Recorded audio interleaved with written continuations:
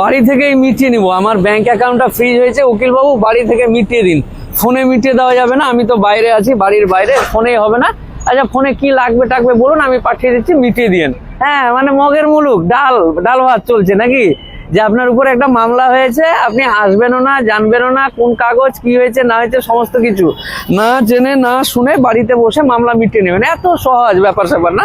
খুবই সহজ হয়ে গেছে বলুন। হ্যাঁ না, এত সহজ নয়। সমস্যা যখন আপনার ব্যাংক অ্যাকাউন্টটা হোল্ড হয়েছে বা সাইবার ক্রাইমের মামলা হয়েছে, আপনি কি করে ভাবেন আমরা যদি ফোনেই মিটাতে পারি, তাহলে ভারতবর্ষের বিভিন্ন জায়গায় গিয়ে মিটাবো কেন?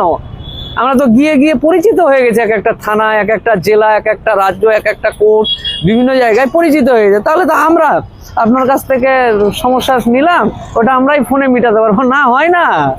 যদি ফোনেই মিটিয়ে দেওয়া যায়, যদি সমস্যার সমাধান মেল করে, ফোন করে, হ্যানা করে, ত্যানা করে মিটিয়ে দেওয়া যায়, তাহলে আমরা যাব কেন পয়সা খরচ করে?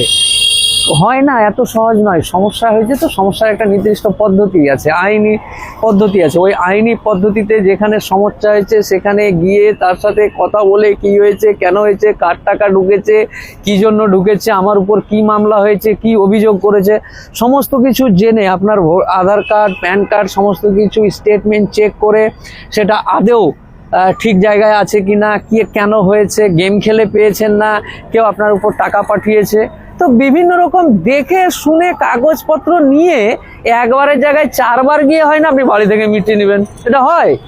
ইমিডিয়েট সমস্যাগুলো যেভাবে আছে এগুলোকে মিটাবার চেষ্টা করুন। ভালো থাকুন।